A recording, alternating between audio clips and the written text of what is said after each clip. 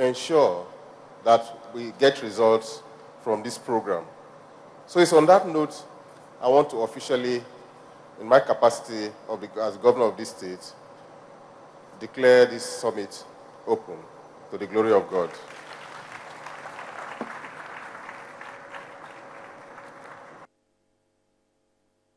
His Excellency deserves a louder round of applause.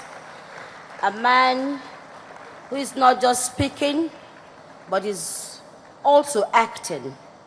A man who says women must come together to be at par with their male counterpart. He says, and he believes, that if we have more women, then the desired better Nigeria is attainable during our time. Please, let's put our hands together once again for His Excellency.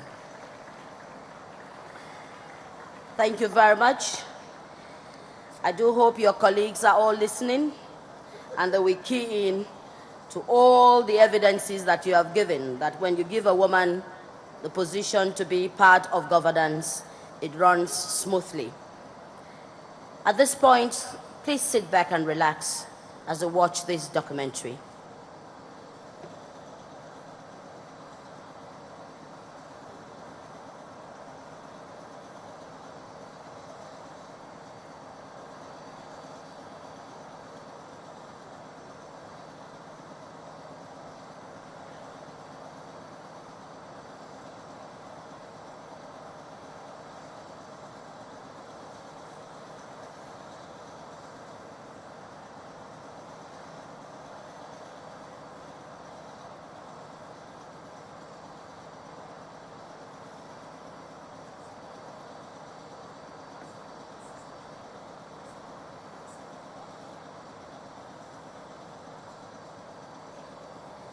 Your Excellencies, very distinguished ladies and gentlemen, we are having a little technical hitch, but when we get back to that, we'll watch the documentary. But at this point in time, please allow me to invite to the microphone our guest key speaker for today.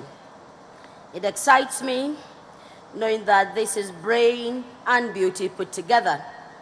Dr. Evelyn Indali Oputu is a development consultant for emerging markets. She served as the Chief Executive Officer, Managing Director, and Director of Bank of Industry Limited from December 2005 to April 17, 2014. She began her banking career in 1976 and worked through Icon Merchant Bank, International Merchant Bank, IMB Securities, a whole lot of them. Today, I would describe her as a fierce advocate for women's rights. She has founded the Women's Circle Nigeria, a women's mentoring and social advocacy group. She also sits as the chairman of the board of trustees for the Ovie Brume Foundation, a youth education and empowerment non-governmental organization set up in honor of her late son. Your Excellencies, distinguished ladies and gentlemen, I present our guest speaker for the day. Because I'm a woman, I must make unusual efforts to succeed. Because if I fail, no one will say she doesn't have what it takes. They will say, women don't have what it takes. Your Excellency, my dear Governor, it gives me great pleasure to be here. Chairman of the occasion, Sun newspaper, you have heard us say that Delta not the carry last. But you not carry last not because we bright person, but because our mother is strong. I'm also very proud that the maiden edition of this program is taking place here. On top of that, I want to say that I applaud the Sun newspapers. This is an unusual program for anybody to take on. the effect of women. I applaud you. Why am I delighted that I'm keynote speaker here? For several reasons. The first is that this summit is taking place at a time that more women are climbing the corporate ladder, where more women are also responsible for their own businesses, are earning income, they are creating wealth, they are doing things. I even see the kitchen table, what they call the kitchen table tycoons, the women who have been able to convert what they say, you can't do this.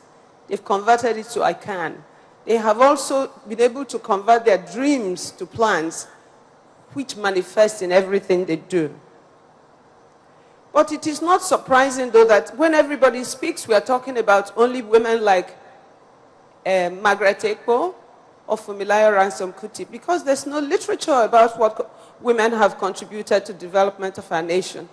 This is not peculiar to Nigeria. This is everywhere. The suffragettes actually started talking on the streets more than 100 years ago. When I heard that comedian talking, it's real. What you heard him say is very real. You took it as a joke, I took it very seriously. We traditionally, I have my pet project, a reason as to why women became where they were. There are all kinds of sociological, anthropological reasons why we became the bottom of the pie. But I'll tell you the one that resonates more with me. The caveman actually had men and women, went hunting, went fishing, did everything. Then suddenly, halfway through, the caveman started going to war. We became more civilized, and he started going to war. And he started acquiring, wealth, products. And he wondered, if the woman was in charge of everything, how am I sure that the children who inherit what I have are my children? So he persuaded the woman, go home and I will look after you. I will be the one to be the gatherer of all the goods. I will hunt, I will fish, I'll farm for you. But just stay home and have my children. And the woman, unwittingly, which is happening even today, went home to look after his children. That is how a woman became a slave of the man. There's no other reason. Because if you look in the animal kingdom, you will find that the female gender, we have a governor who's a doctor. The female gender is fiercer. The lioness is fiercer than the lion. You have heard about the black widow. All of them, only in man. But I say so also with some trepidation, because if women were in charge all the time, probably the human race would also may have become extinct. Now, talking about Nigeria as a people, we find no literature. However, you know that women have always been involved in the economic activities. There were agriculture, there were farmers, there were producers. Then the colonial masters came to Nigeria and wanted just to export. And in the exportation, they encouraged women to become, homemakers, just like they did in their own country. And they decided, yeah, I'm going to use it.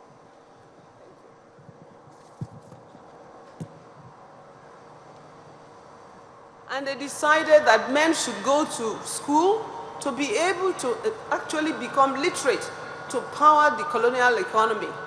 What did they do to us women? They asked us to farm little patches. Whilst the men would farm the cash crops, they had cocoa, they had groundnut, they had palm kernel, they had everything. We became the subservient small patches. So it's not today that it started. When I talk like this, you think that it's only about Nigeria. It isn't. It is all over the world that women have become like this, and you have to be aware of it. Many of us as women are in denial. But I'm going to talk about what happened 100 years ago, more than 100 years ago. Suffragists in the UK, in the United States, they went on the street, they were protesting. They said women must be the same as men. They must have equal opportunities. That is how the feminism started.